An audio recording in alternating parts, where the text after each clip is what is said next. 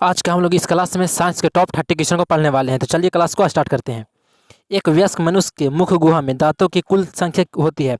एक वयस्क मनुष्य के मुख गुहा में दांतों की कुल संख्या होती है। Option A 24, option B 28, option C 32 या ऑप्शन डी 34। तो इसका सही आंसर हो जाएगा ऑप्शन नंबर सी 32। चलिए अगले क्वेश्चन की ओर। दंत अस्थि क्षय का कारण है। दंत अस्थि क्षय का कारण है। ऑप्शन ए मीठी चीज का रखना, ऑप्शन बी बैक्टीरिया द्वारा अम्ल निर्माण करना, ऑप्शन सी दांतों की सफाई ना करना या ऑप्शन डी इनमें सभी। तो इसका सही आंसर हो जाएगा ऑप्शन डी इनमें सभी। ऑप्शन नंबर डी इनमें सभी। चलिए अगले क्वेश्चन की ओर। डेंटाइन के ऊपर दांतों की सुरक्षा हेतु पाई जाने वाली कठोर परत को कहते हैं। डेंटाइन के ऊपर दांतों की सुरक्षा हेतु पाए जाने वाली कठोर परत को क्या कहते हैं। Option A enamel, option B canine, option B दंत प्लाक या ऑप्शन डी मोलर। तो इसका सही आंसर हो जाएगा option number A enamel. Option number A enamel. चलिए अगले क्वेश्चन की ओर। मानव शरीर में सबसे बड़े ग्रंथि के रूप में जाना जाता है। मानव शरीर में सबसे बड़े ग्रंथि के रूप में जाना जाता है। ऑप्शन ए जठर ग्रंथि को, ऑप्शन बी लाल ग्रंथि को, ऑप्शन सी यकृत को या ऑप्शन डी अंत्र ग्रंथि को। इसका सही आंसर हो जाएगा ऑप्शन नंबर सी यकृत को। ऑप्शन नंबर सी यकृत को। चलिए अगले क्वेश्चन की ओर। पैरामीशियम में भोजन का अंतर्ग्रहण होता है। पैरामीशियम में भोजन का अंतर्ग्रहण होता है। ऑप्शन ए सिलिया द्वारा, ऑप्शन बी कोशिका मुख द्वारा, ऑप्शन सी भोजन राजधानी द्वारा या ऑप्शन डी कुटपाथ द्वारा। तो इसका सही आंसर हो जाएगा ऑप्शन नंबर बी कोशिका मुख द्वारा। ऑप्शन नंबर बी कोशिका मुख द्वारा। चलिए अगले क्वेश्चन की ओर। पैरामीशियम में पाए जाने वाले पोषण विधियों क्या कहते हैं। पैरामीशियम में पाए जाने वाले पोषण विधियों क्या कहते हैं। ऑप्शन ए स्वपोषण, ऑप्शन बी मृतजीवी, ऑप्शन सी परजीवी या ऑप्शन डी प्राणिसम या ऑप्शन डी प्राणिसम। इसका सही आंसर हो जाएगा ऑप्शन नंबर डी प्राणिसम। ऑप्शन नंबर डी प्राणिसम। चलिए अगले क्वेश्चन की ओर। अमीबा का मुख्य भोजन है। अमीबा का मुख्य भोजन है। ऑप्शन ए शैवाल के टुकड़े, ऑप्शन बी डायटम एवं एक कोशिकीय जीव, ऑप्शन सी बैक्टीरिया या ऑप्शन डी इनमें सभी या ऑप्शन डी इनमें सभी। तो इसका सही आंसर हो जाएगा ऑप्शन नंबर डी इनमें सभी। ऑप्शन नंबर डी इनमें सभी। ऑप्शन नंबर डी इनमें सभी। चलिए अगले क्वेश्चन की ओर। निम्नलिखित में किसे प्रकाश संश्लेषी अंगक कहते हैं। निम्नलिखित में किसे प्रकाश संश्लेषी अंगक कहते हैं। ऑप्शन ए जड़, ऑप्शन बी पत्ती, ऑप्शन सी स्टोमाटा या ऑप्शन डी हरित लवक या ऑप्शन डी हरित लवक। तो इसका सही आंसर हो जाएगा ऑप्शन नंबर बी पत्ती को। ऑप्शन नंबर बी पत्ती को। चलिए अगले क्वेश्चन की ओर।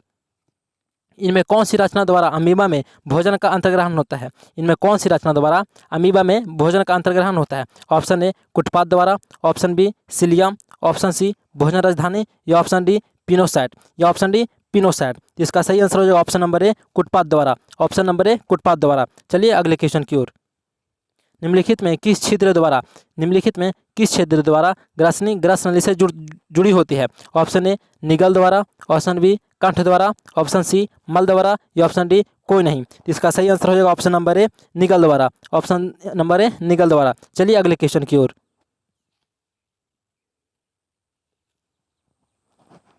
लेंस की क्षमता प्लस पाई डायोप्टर है या होगा।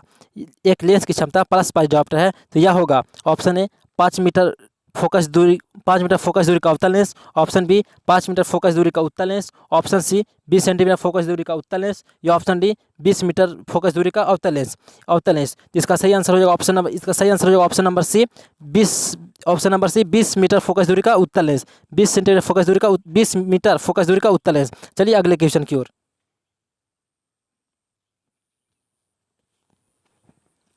निम्नलिखित में कौन सा कथन सत्य नहीं है। ऑप्शन ए आभासी प्रतिबिंब को पर्दे पर प्राप्त नहीं किया जा सकता है, ऑप्शन बी समतल दर्पण प्रकाश का एक अच्छा अवशोषक है, ऑप्शन सी प्रकाश सरल रेखा में चलती प्रतीत होती है, ऑप्शन डी प्रकाश ऊर्जा का एक रूप है, तो इसका सही आंसर हो जाएगा ऑप्शन नंबर बी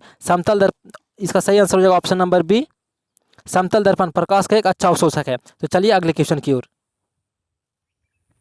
लेंस का प्रकाश केंद्र ऑप्शन ए हमेशा लेंस के पदार्थ के अंदर स्थित होता है, ऑप्शन बी हमेशा लेंस के पदार्थ के बाहर स्थित होता है, ऑप्शन सी हमेशा लेंस की सतह पर स्थित होता है या ऑप्शन डी लेंस के अंदर बाहर या उसकी सतह पर हो सकता है। इसका सही आंसर हो जाएगा ऑप्शन नंबर डी इसका सही आंसर हो जाएगा ऑप्शन नंबर डी, लेंस के अंदर, बाहर या उसकी सतह पर हो सकता है। चलिए अगले क्वेश्चन की ओर।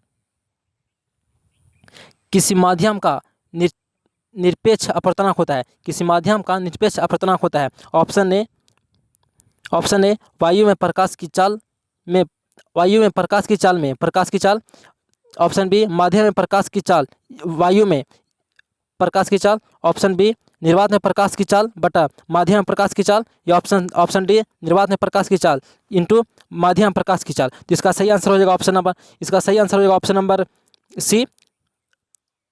ऑप्शन नंबर सी निर्वात में प्रकाश की चाल इंटू बटा माध्यम में प्रकाश की चाल। चलिए अगले क्वेश्चन की ओर। निम्नलिखित में कौन सा कथन सत्य है? ऑप्शन ए पानी की अपेक्षा वायु प्रकाशतः संघन माध्यम है। ऑप्शन बी पानी की अपेक्षा कांच प्रकाशतः विरल माध्यम है। ऑप्शन सी कांच की अपेक्षा वायु प्रकाशतः संघन माध्यम है, या ऑप्शन डी कांच की अपेक्षा पानी प्रकाशतः विरल माध्यम है। तो इसका सही आंसर हो जाएगा ऑप्शन नंबर डी, कांच की अपेक्षा पानी प्रकाशतः संघन माध्यम है। चलिए अगले क्वेश्चन की ओर। निम्नलिखित में कौन सा कथन गलत है? ऑप्शन ए आवर्धन के मान में निरात्मक चिन्ह का अर्थ है कि प्रतिबिंब वास्तविक है। ऑप्शन बी अवतल लेंस की फोकस दूरी ऋणात्मक होती है। ऑप्शन सी लेंस की क्षमता का एक मात्रक डायोप्टर है, या ऑप्शन डी उत्तल लेंस की फोकस दूरी धनात्मक होती है, या ऑप्शन डी उत्तल लेंस की फोकस दूरी धनात्मक होती है। जिसका सही आंसर हो जाएगा ऑप्शन नंबर सी, लेंस की क्षमता का एक मात्रक डायोप्टर है। तो इसका सही आंसर होगा ऑप्शन नंबर सी, लेंस का क्षमता का समातक डायोप्टर है। चलिए अगले क्वेश्चन की ओर।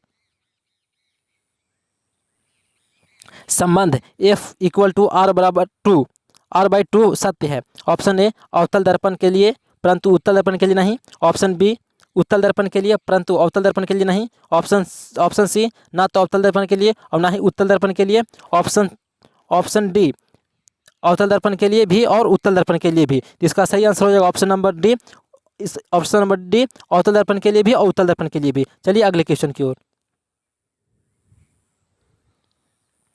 एफ फोकस दूरी के एक उत्तल लेंस के लिए वस्तु और उसके वास्तविक प्रतिबिंब के बीच की दूरी ऑप्शन ए 5f से अधिक नहीं हो सकती। ऑप्शन बी 4f के बराबर नहीं हो सकती, या ऑप्शन सी 4f से कम नहीं हो सकती, या ऑप्शन डी अनंत नहीं हो सकती, या ऑप्शन डी अनंत नहीं हो सकती। तो इसका सही आंसर होगा ऑप्शन नंबर सी, 4f से कम नहीं हो सकती। चलिए अगले क्वेश्चन की ओर। यदि किसी वस्तु को उत्तल लेंस के फोकस तथा फोकस दूरी के दुगनी दूरी के बीच रखा जाए तो उसका प्रतिबिंब बनेगा। ऑप्शन ए वास्तविक उल्टा तथा छोटा। ऑप्शन बी वास्तविक उल्टा तथा बड़ा। ऑप्शन सी काल्पनिक उल्टा तथा बड़ा, या ऑप्शन डी काल्पनिक सीधा तथा छोटा, या ऑप्शन डी काल्पनिक सीधा तथा छोटा। तो इसका सही आंसर होगा ऑप्शन नंबर बी, वास्तविक उल्टा तथा बड़ा। चलिए अगले क्वेश्चन की ओर। 15 सेंटीमीटर फोकस दूरी के एक उत्तल लेंस से 30 सेंटीमीटर की दूरी पर एक वस्तु स्थित है। उसका प्रतिबिंब लेंस के दूसरी ओर लेंस से ऑप्शन ए 10 सेंटीमीटर की दूरी पर बनेगा। ऑप्शन बी 20 सेंटीमीटर की दूरी पर बनेगा। ऑप्शन सी 30 सेंटीमीटर की दूरी पर बनेगा, या ऑप्शन डी 40 सेंटीमीटर की दूरी पर बनेगा। तो इसका सही आंसर हो जाएगा ऑप्शन नंबर सी, 30 सेंटीमीटर की दूरी पर बनेगा। तो चलिए अगले क्वेश्चन की ओर।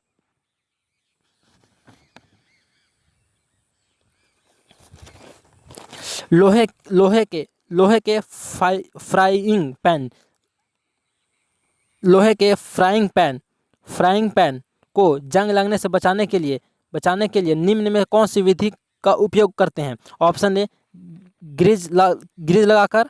ऑप्शन बी पेंट चढ़ाकर। ऑप्शन सी जिंक की परत चढ़ाकर, या ऑप्शन डी ऊपर के सभी। तो इसका सही आंसर हो जाएगा ऑप्शन नंबर सी जिंक की परत चढ़ाकर। ऑप्शन नंबर सी जिंक की परत चढ़ाकर। चलिए अगले क्वेश्चन की ओर। लोहे को जिंक से लेपित करने की क्रिया को क्या कहते हैं? ऑप्शन ए संक्षारण। ऑप्शन बी गैल्वेनीकरण। ऑप्शन सी पानी चढ़ाना, या ऑप्शन डी विद्युत अपघटन। तो इसका सही आंसर हो जाएगा ऑप्शन नंबर बी गैल्वेनीकरण। चलिए अगले क्वेश्चन की ओर। किरोसिन में डुबाकर किस धातु को रखा जाता है? ऑप्शन ए सोडियम को। ऑप्शन बी पोटेशियम को। ऑप्शन सी मैग्नीशियम को, या ऑप्शन डी एल्यूमिनियम को। तो इसका सही आंसर हो जाएगा ऑप्शन नंबर ए सोडियम को। चलिए अगले क्वेश्चन की ओर। जब सोडियम हाइड्रोक्साइड जिंक से अभिक्रिया करता है तो कौन उत्पाद बनाता है? तो कौन उत्पाद बनाता है? Option A Na2ZNO plus H2, option B NaZNO2 ये +2, या ऑप्शन सी NaOZN2 प्लस H2, या option D Na2ZNO2 plus H2। इसका सही आंसर हो जाएगा ऑप्शन नंबर डी। इसका सही आंसर हो जाएगा option number D Na2ZNO2 plus H2। चलिए अगले क्वेश्चन की ओर। बॉक्साइट किस धातु का अयस्क है? बॉक्साइट किस धातु का अयस्क है? ऑप्शन ए मैग्नीशियम का, ऑप्शन बी सोडियम का, ऑप्शन सी एल्यूमिनियम का, या ऑप्शन डी बोरियम का। इसका सही आंसर हो जाएगा ऑप्शन नंबर सी एल्यूमिनियम का। ऑप्शन नंबर सी एल्यूमिनियम का। चलिए अगले क्वेश्चन की ओर। स्टेनलेस स्टील मिश्र धातु है। स्टेनलेस स्टील मिश्र धातु है। ऑप्शन ए लोहा का, ऑप्शन बी तांबा का, ऑप्शन सी एल्यूमिनियम का, या ऑप्शन डी टिन का। तो इसका सही आंसर हो जाएगा ऑप्शन नंबर डी टिन का। Option number D tin. इसका सही आंसर हो जाएगा ऑप्शन नंबर डी टिन का। चलिए अगले क्वेश्चन की ओर। इलेक्ट्रॉन के स्थानांतरण से बने यौगिक कहलाते हैं। ऑप्शन ए सहसंयोजी, ऑप्शन बी वैधसंयोजी, ऑप्शन सी कार्बनिक, या ऑप्शन डी इनमें से कोई नहीं, या ऑप्शन डी इनमें से कोई नहीं। इसका सही आंसर हो जाएगा ऑप्शन नंबर ए सहसंयोजी। ऑप्शन नंबर ए सहसंयोजी। चलिए अगले क्वेश्चन की ओर। वायुमंडल में कार्बन डाइऑक्साइड गैस की उपस्थिति है। वायुमंडल में कार्बन डाइऑक्साइड गैस की उपस्थिति है। ऑप्शन ए 0.01%, ऑप्शन बी 0.05%, या ऑप्शन सी 0.03%, या ऑप्शन डी 0.02%। इसका सही आंसर हो जाएगा option number C 0.03%। Option number C 0.03%। चलिए अगले क्वेश्चन की ओर। सक्रियता श्रेणी में सबसे अधिक क्रियाशील धातु है। सक्रियता श्रेणी में सबसे अधिक क्रियाशील धातु है। Option A Au, option B Na, option C Hg, या ऑप्शन डी Cu, या ऑप्शन सी Cu। तो इसका सही आंसर है option number B Na। Option number B Na यानी सोडियम। चलिए अगले क्वेश्चन की ओर। पारे का अयस्क है। Option A bauxite, option B haematite, option B magnetite, या ऑप्शन बी सिनेबार। इसका सही आंसर हो जाएगा option number D cinnabar. Option number B cinnabar. तो चलिए आज क्लास को समाप्त करते हैं।